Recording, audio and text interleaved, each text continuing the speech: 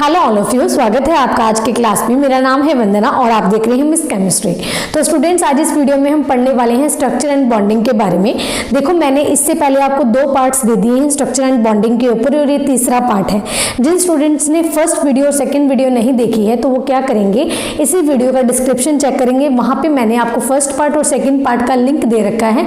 उस लिंक पे क्लिक कर लेना, वीडियो सीधी की सीधी आपके पास ओपन हो जाएगी और देख लेना, ठीक है। उसमें भी मैंने काफी कुछ आपको कवर करवा दिया है और इस वीडियो में हम पढ़ने वाले हैं हमारे पास इलेक्ट्रोमैग्नेटिक इफेक्ट और रेजोनेंस और मेसोमेरिक इफेक्ट। तो सारी चीजें मैं आपको यहाँ पे डिस्कस करवाने वाली हूँ, ठीक है। देखो, वीडियो स्टार्ट करने से पहले काफी सारे स्टूडेंट्स की क्वेरीज रहती है कि मैम अगर हमें कोई डाउट आता है तो हम कहाँ पे पूछें, है ना। तो आप क्या करेंगे, टेलीग्राम ग्रुप पहले तो डाउनलोड करेंगे, ठीक है। प्ले स्टोर में जाके उसको डाउनलोड कर लेना। टेलीग्राम पे जब जाओगे आप तो वहाँ पे आपको सर्च करना है @MissChemistry11, ठीक है। टेलीग्राम पे आप जाओगे, वहाँ पे आपको सर्च करना है @MissChemistry11। वहाँ पे जब ये सर्च करोगे आपको मिलेगा मिस केमिस्ट्री ग्रुप के नाम से ग्रुप मिल जाएगा, उसको आप ज्वाइन कर लेना। उसमें काफ़ी सारे स्टूडेंट्स हैं जो एक दूसरे के साथ अपनी क्वेरीज सॉल्व करते हैं। तो आप क्या करेंगे, जो भी आपके क्वेश्चन डाउट हैं तो वो अपने ग्रुप में डाल देना, वो सॉल्व हो जाएगा, ठीक है। तो आज की वीडियो हम स्टार्ट करते हैं हमारे पास। तो जो स्टूडेंट्स नोट्स बनाते हैं साथ साथ में या बाद में भी बनाते हैं तो आप हेडिंग डालेंगे इलेक्ट्रोमैग्नेटिक इफेक्ट। देखो, सबसे बेनिफिट यही होता है कि जैसे जैसे हमारे पास क्लास चलती जाती है साथ साथ में नोट्स बन जाए तो बहुत अच्छी बात है। बस बाद में तो फिर बाद में ही हो जाता है, वो बनते ही नहीं है, ठीक है। साथ साथ में बनाएंगे तो आपके लिए भी आसानी होगी, क्योंकि डबल टाइम ऐसा हो जाता है कि दो बार वीडियो या 3 बार वीडियो देखने का बेनिफिट तो कोई है नहीं, है ना। तो क्या करेंगे, एक बार ही वीडियो देखें और उसका नोट्स बना लीजिए। अगर आपको दूसरी बार देखने की जरूरत है, कुछ भूल भी जाए तो देख लेना, ठीक है। लेकिन जो नोट्स है वो साथ के साथ आपके बन जाएंगे, ठीक है। तो हेडिंग डालिए आपके यहाँ पे इलेक्ट्रोमैग्नेटिक इफेक्ट। तो हमारा जो पहला टॉपिक है आज की वीडियो का वो है इलेक्ट्रोमैग्नेटिक इफेक्ट। देखो, इलेक्ट्रोमैग्नेटिक इफेक्ट को हम टेम्परेरी इफेक्ट भी बोलते हैं, ठीक है। इलेक्ट्रोमैग्नेटिक इफेक्ट को हम टेम्परेरी इफेक्ट भी बोला जाता है इसको, ठीक है। इसको मैं समझाती हूँ एक एग्जांपल से। सपोज आपके पास दो एटम हैं, ए और बी।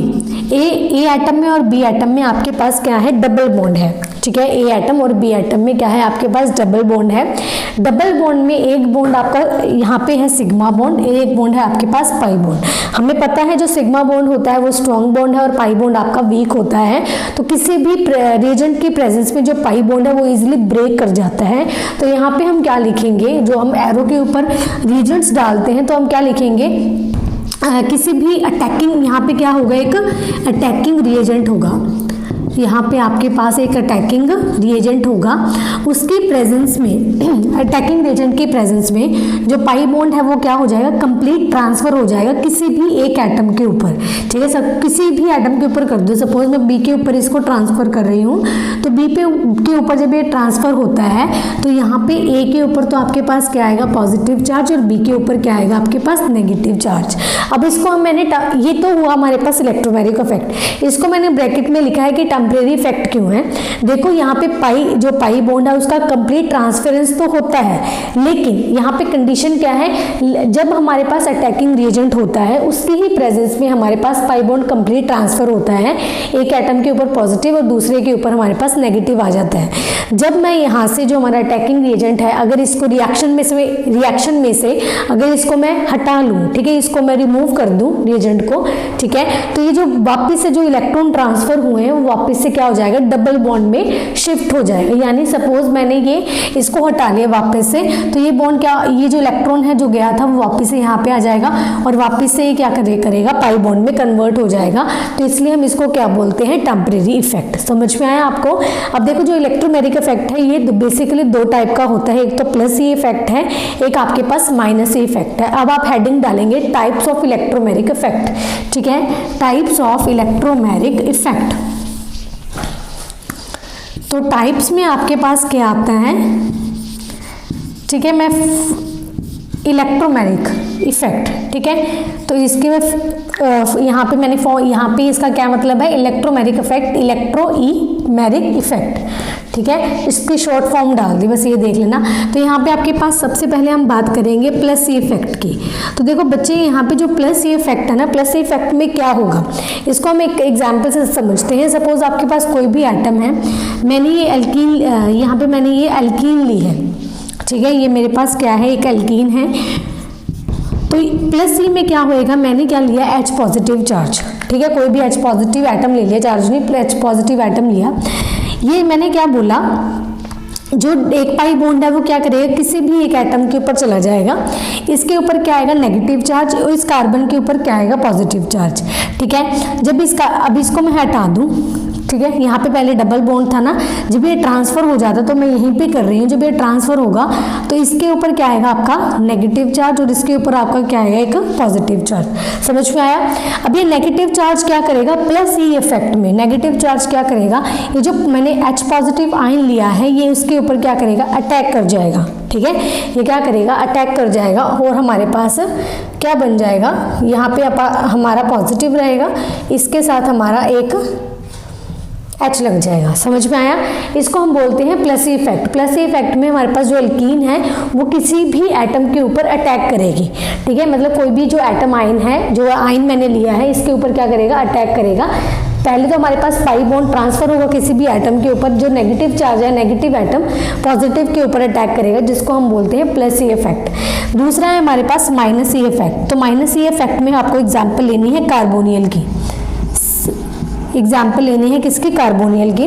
तो कार्बन में बच्चे क्या करना है आपके पास, यहाँ पे आपको न्यूक्लियोफाइल लेना है, ठीक है, आपको क्या लेना है, न्यूक्लियोफाइल लेना है। तो अब क्या करेंगे, देखो कार्बोनियल क्या होता है हमारे पास, हमारे पास ये जो न्यूक्लियोफाइल है, समझो पहले इसको, ये जो कार्बोनियल में ऑक्सीजन है ना, ये इलेक्ट्रोनेगेटिव है। जब ये इलेक्ट्रॉन ले जाता है, जब ये इलेक्ट्रॉन लेके जाता है तो हमारे पास इस पे क्या बन जाएगा, इस पे आपका नेगेटिव चार्ज, इसके ऊपर क्या बनेगा, पॉजिटिव चार्ज। ऑब्वियस है, कार्बोनियल में जो कार्बन एटम होता है वो क्या होता है हमारे पास, इलेक्ट्रोफिलिक कार्बन एटम, ठीक है। तो इलेक्ट्रोफाइल पे कौन अटैक करेगा, हमारे पास न्यूक्लियोफाइल।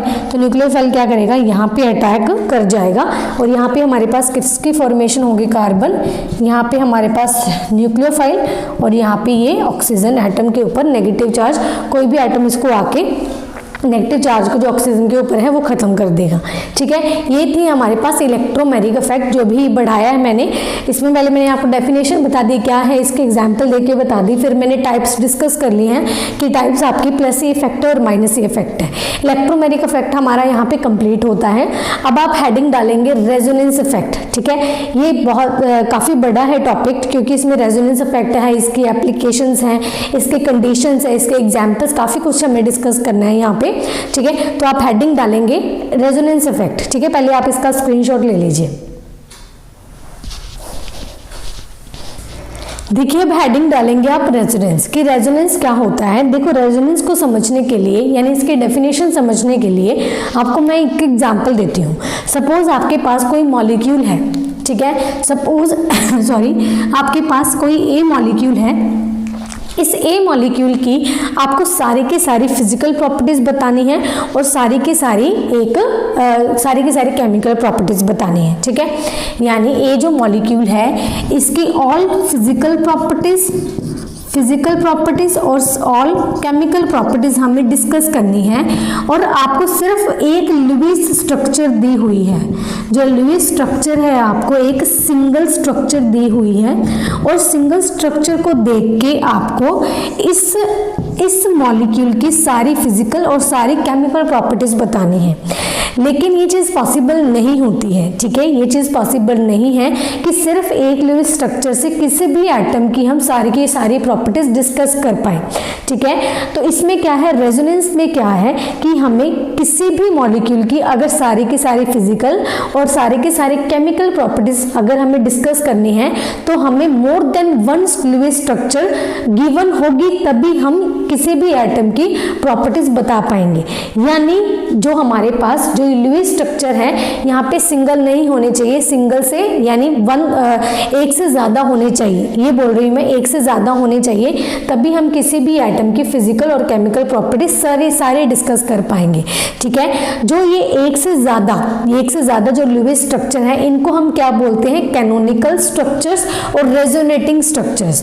क्या बोलते हैं? कैनोनिकल स्ट्रक्चर्स और रेजोनेटिंग स्ट्रक्चर्स। और जो ये फिनोमिना है, इस फिनोमिना को क्या बोला जाता है? रेजोनेंस। समझ में आई आपको? इसको क्या बोलते हैं हम? रेजोनेंस।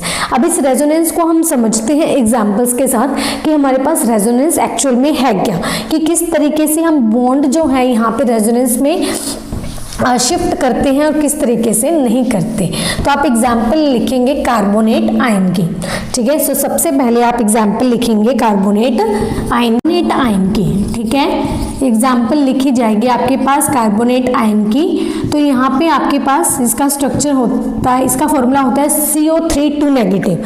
अब इसका जो स्ट्रक्चर है वो होगा इस टाइप का, डबल बॉन्ड ऑक्सीजन नेगेटिव। ठीक है बच्चे, तो यहाँ पे देखो, अब इसका रेजोनेटिंग स्ट्रक्चर्स हमें ड्रॉ करना है, तो किस हिसाब से इसका ड्रॉ होगा? तो देखो यहाँ पे हमारे पास ये इलेक्ट्रॉन हमारा यहाँ पे शिफ्ट हो जाए, यहाँ पे आ जाए, और ये बॉन्ड हमारा आगे शिफ्ट हो जाए, तो हमारे पास यहाँ पे क्या बनेगा? ऑक्सीजन नेगेटिव, ये डबल बॉन्ड, ये ऑक्सीजन नेगेटिव। ठीक है, तो ये चीज बन सकती है। अगर यहाँ पे हमारे पास ये हो जाए कि ये वाला बॉन्ड, ये वाला इलेक्ट्रॉन हमारा यहाँ पे शिफ्ट हो जाए, ये वाला बॉन्ड हमारा आगे शिफ्ट हो जाए, तो इसका हमारे पास ये बन सकता है, ये ऑक्सीजन नेगेटिव, ये डबल बॉन्ड, ये वाला ऑक्सीजन नेगेटिव यहाँ। अब देखो इन तीनों रेजोनेटिंग स्ट्रक्चर्स को जब आप देखोगे, ठीक है, इसको देखने से पहले देखो यहाँ पे मैंने जब ये तीनों स्ट्रक्चर्स लिखी हैं, ये जो मैंने एरो लगाया है, ठीक है, ये एरो आपको रेजोनेंस में लगाना है। बट ये वाला आप जो एरो है, ये डबल हेडेड एरो, यानी यहाँ से भी बंद है और यहाँ से भी बंद है। आप ये वाला एरो लगाओगे, अगर आप सिंगल एरो लगाते हो तो ये रेजोनेंस में आपका गलत हो जाता है, तो इसलिए आपको दोनों साइड से बंद करना है ये एरो। ठीक है, अभी देखो यहाँ पे अगर तीनों रेजोनेटिंग स्ट्रक्चर्स की अगर हम बात करें, तो हमारे पास डबल बॉन्ड कहाँ है? यहाँ पे भी है, यहाँ पे भी है। इसमें हमारे पास इस ऑक्सीजन के ऊपर डबल बॉन्ड है, इसमें हमारे पास डबल बॉन्ड इस वाले ऑक्सीजन के ऊपर है। यानी हम बोल सकते हैं कि जो डबल बॉन्ड है वो तीनों ऑक्सीजन एटम के ऊपर आ रहा है। तो चौथी जो रेजोनेटिंग स्ट्रक्चर्स होगी वो क्या होगी? इन तीनों की मिक्स होगी।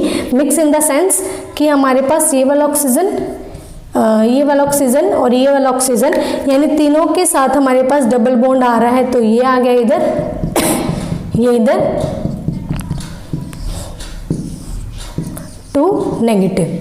ठीक है, किस तरीके से कि हमारे पास इसमें भी डबल बॉन्ड है, इसमें भी डबल बॉन्ड है, इसमें भी डबल बॉन्ड है, तो 2 नेगेटिव। समझ में आया? तो ये हो गई हमारे पास एग्जाम्पल कार्बोनेट आयन की। अब आप एग्जाम्पल लिखेंगे एलाइल कार्बोकेटाइन की। एलाइल कार्बोकेटाइन की, तो बच्चे इसकी एग्जाम्पल आप एलाइल कार्बोकेटाइन की example CH2 double bond, CH2 positive. ठीक है, 2 3, ठीक है, ये चीज आ गया। यही किसकी एग्जाम्पल है आपके पास? एलाइल कार्बोकेटाइन की। देखो ये पॉजिटिव चार्ज है यहाँ पे। इस पॉजिटिव चार्ज को खत्म करने के लिए हम क्या करेंगे? ये वाला बॉन्ड हम यहाँ पे शिफ्ट कर दे। अगर ये बॉन्ड हम यहाँ पे शिफ्ट कर दे तो इसका रेजोनेटिंग स्ट्रक्चर हमारा क्या आ सकता है? CH2 पॉजिटिव यहाँ आ जाएगा, यहाँ पे CH2। इसकी कितनी रेजोनेटिंग स्ट्रक्चर बनेगी? 2। किस तरीके से कि जो पॉजिटिव चार्ज इस कार्बन एटम के ऊपर था, अगर ये बॉन्ड हम यहाँ पे शिफ्ट कर दें तो पॉजिटिव चार्ज हमारा यहाँ पे आ गया, तो इसके 2 रेजोनेटिंग स्ट्रक्चर्स बन सकती हैं। ठीक है, तो ये ऐसे होते हैं हमारे पास रेजोनेटिंग स्ट्रक्चर्स, और भी हम करते जाएंगे। लेकिन जो सबसे पहले हम यहाँ पे डिस्कस करेंगे वो डिस्कस करेंगे कंडीशंस, कि कंडीशंस क्या होनी चाहिए रेजोनेंस के लिए। तो काफ़ी सारे कंडीशंस है यहाँ पे, मैं आपको बताने जो जाऊँगी अभी, बताऊँगी जो अभी। ठीक है, तो सबसे पहले आप इसका स्क्रीनशॉट ले लीजिए, आगे हम डिस्कस करते हैं कंडीशन फॉर रेजोनेंस। ठीक है, इसका आप स्क्रीनशॉट ले लीजिए। अब हम पढ़ेंगे कंडीशन फॉर रेजोनेंस। ठीक है, अब देखो यहाँ पे पहले हम 3 जो कंडीशंस हमारे पास ये डिस्कस करेंगे, बाकी की हम अभी इसके बाद हम डिस्कस करेंगे। ठीक है, तो पहली कंडीशन हमारे पास क्या है? The various contributing structure should only differ in the position of electrons. देखो जो हमारे पास कॉन्ट्रीब्यूटिंग स्ट्रक्चर्स आती हैं, रेजोनेटिंग स्ट्रक्चर्स आती हैं, इन रेजोनेटिंग स्ट्रक्चर्स में सिर्फ जो डिफरेंस होगा, किसका डिफरेंस होगा? फॉर द पोजीशन, जो पोजीशन होती है इलेक्ट्रॉन्स की, सिर्फ उसका ही डिफरेंस होगा। होगा। फॉर एग्जाम्पल देखो मैंने ये वाली एग्जाम्पल ली, अगर ये डबल बॉन्ड मैं यहाँ पे शिफ्ट कर दूँ, ये बॉन्ड मेरा यहाँ पे शिफ्ट होगा, इस बॉन्ड के शिफ्ट होने से कार्बन के ऊपर नेगेटिव आ गया और यहाँ पे हमारे पास क्या आ गया, पॉजिटिव चार्ज, है ना। तो ये चीज हो गई। इसके देखो इस कार्बन के ऊपर क्या है, पॉजिटिव, इसके ऊपर क्या है, नेगेटिव। ये चीज ऐसे भी तो हो सकती थी, ये बॉन्ड मेरा यहाँ पे शिफ्ट हो जाए और ये बॉन्ड यहाँ पे शिफ्ट हो जाए, तो इस कार्बन के ऊपर नेगेटिव, इसके ऊपर क्या आएगा हमारे पास, पॉजिटिव। तो ये चीज भी हो सकती है। यानी मैंने क्या बोला है इसमें कि हमारे पास एटम्स नहीं चेंज होने चाहिए, ठीक है, कार्बन नहीं चेंज होने चाहिए। डबल यहाँ पे सिर्फ जो डिफरेंस आएगा, किसका डिफरेंस आएगा, सिर्फ इलेक्ट्रॉन्स की पोजीशन का, कि हमारे पास पहले इस कार्बन के ऊपर पॉजिटिव था, इसके ऊपर नेगेटिव था। अगर बॉन्ड में उल्टे शिफ्ट कर दूं तो इसकी पॉजिटिव जगह पे, पॉजिटिव की यहाँ पे जो पॉजिटिव है वो यहाँ पे नेगेटिव हो गया, यहाँ पे नेगेटिव है तो यहाँ पे क्या हो जाएगा, पॉजिटिव हो जाएगा, ठीक है। सिर्फ जो इलेक्ट्रॉन्स की पोजीशन में आपका चेंज आना चाहिए रेजोनेंस करते वक्त। आई होप आपको समझ में आया होगा।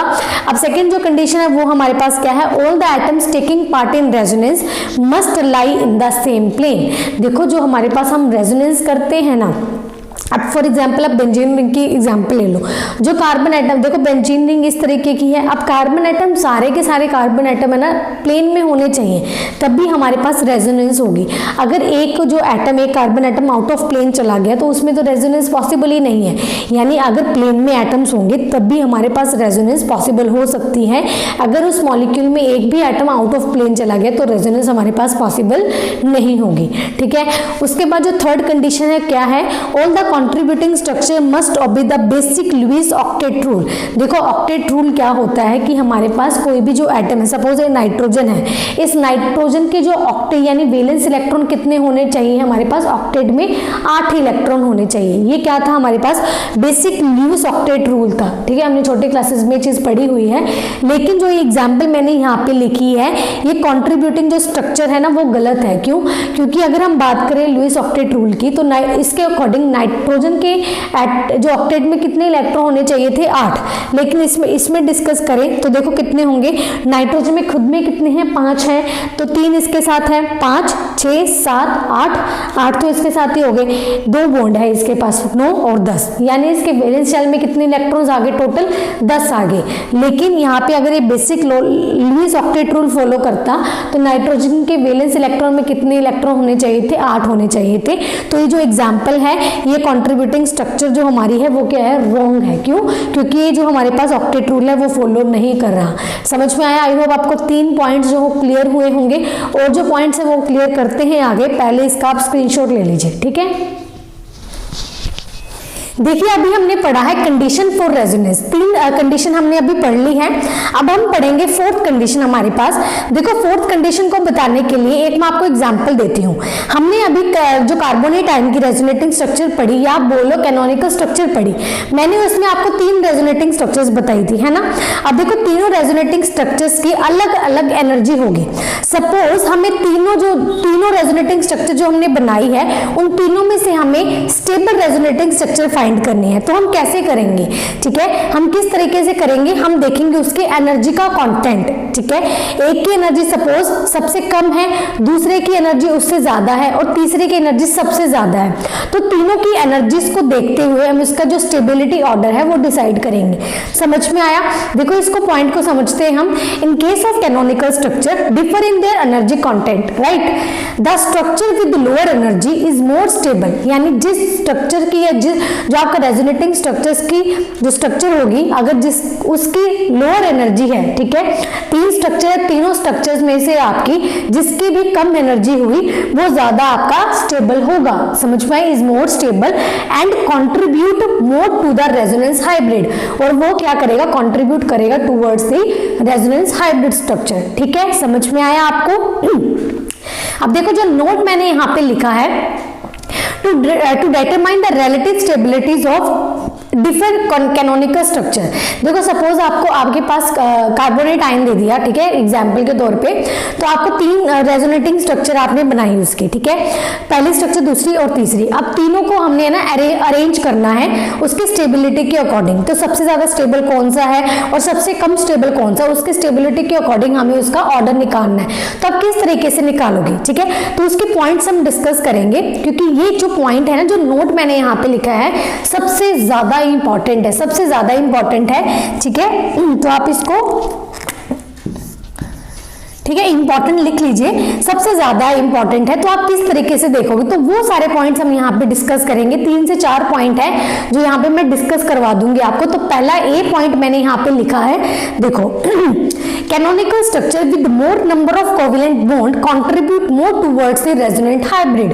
यानी सपोज यहाँ पे आपके पास 3 कैनोनिकल स्ट्रक्चर हैं, तीनों कैनोनिकल स्ट्रक्चर में से आपको ये देखना है जिस भी कैनोनिकल स्ट्रक्चर में आपके पास कोवेलेंट बॉन्ड ज्यादा हुए, ठीक है, जिस भी कैनोनिकल स्ट्रक्चर में आपके पास कोवेलेंट बॉन्ड ज्यादा हुए वो ज्यादा आपके पास क्या होगी, स्टेबल होगी या फिर कंट्रीब्यूट करेगी more towards the resonant hybrid. यानी स्टेबल होगी, तो अगर स्टेबल होगी तभी तो वो ज्यादा से ज्यादा रेजोनेंट हाइब्रिड को कंट्रीब्यूट करेगी, है ना। तो सबसे ज्यादा आप ये देखो जो आपका कोवेलेंट बॉन्ड किसमें है, इसमें देखो कितने हैं कितने कोवेलेंट बॉन्ड है, यहाँ पे एक ये रहा, ये रहा, ये रहा, ठीक है। अब इसमें देखो 2 है, 1 और 1, ठीक है। इसमें दो कोवेलेंट बॉन्ड है, इसमें भी और इसमें भी।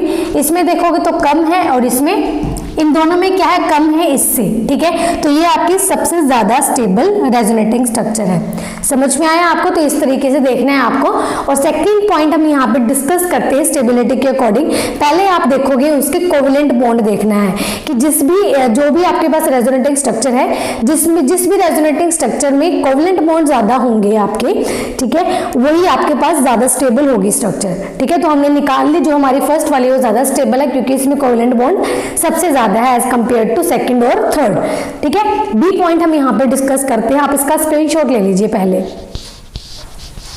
देखो अभी हमने स्टेबिलिटी बतानी थी कि कैनोनिकल स्ट्रक्चर्स के अगर हमें 3 से 4 कैनोनिकल स्ट्रक्चर दे रखी हो तो हम कौन सी जो कंडीशंस है उनको देखते हुए स्टेबिलिटी उसके डिसाइड कर पाए।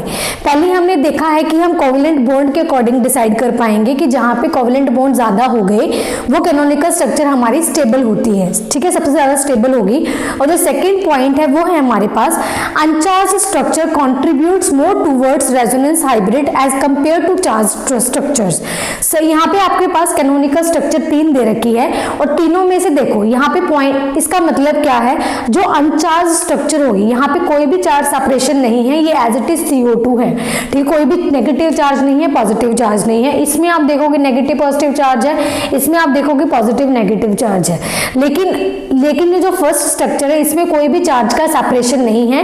वो स्ट्रक्चर जहाँ पे चार्ज का सेपरेशन ना हो वो ज्यादा आपके पास क्या होती है, स्टेबल होती है। और वो अगर जितनी ज्यादा स्टेबल होगी वो रेजोनेटिंग स्ट्रक्चर कंट्रीब्यूट करोगी टुवर्ड्स द रेजोनेंस हाइब्रिड, ठीक है। आपको समझ में आया होगा ही हो।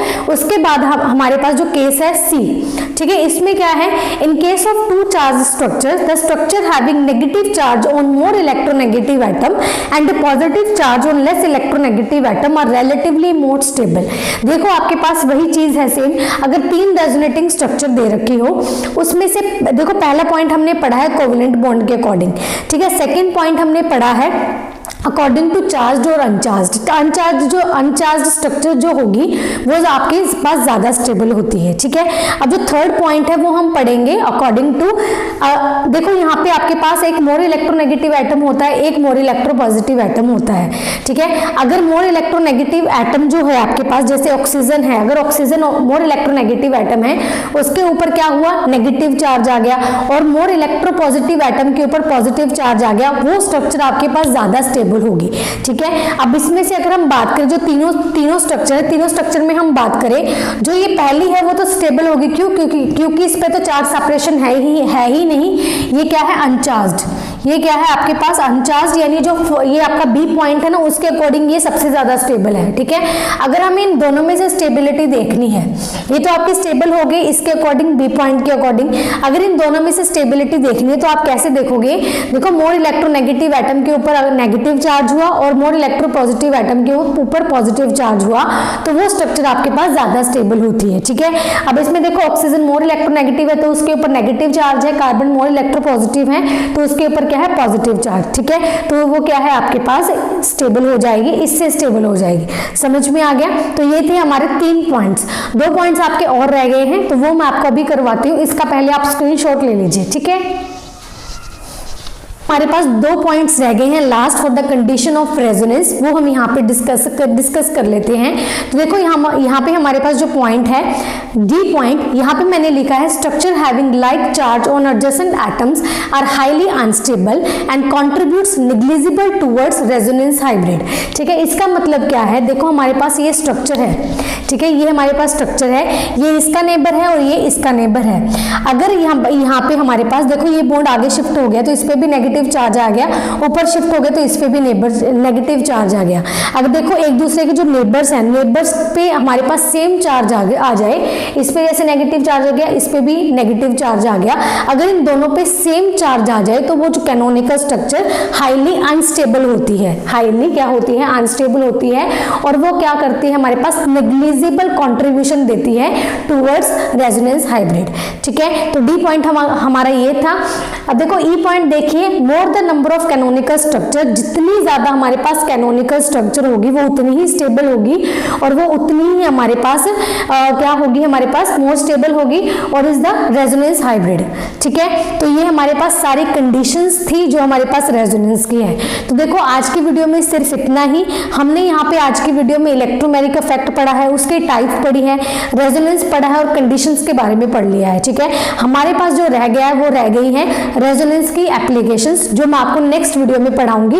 एप्लीकेशन करने के बाद नेक्स्ट वीडियो में ही एप्लीकेशंस पढ़ेंगे और हाइपर कॉन्जुगेशंस पढ़ेंगे। ठीक है, तो ये सारा हम यहाँ पे अगली वीडियो में डिस्कस करेंगे। तो आज की वीडियो में सिर्फ इतना ही, तो सारी वीडियो देख लेना।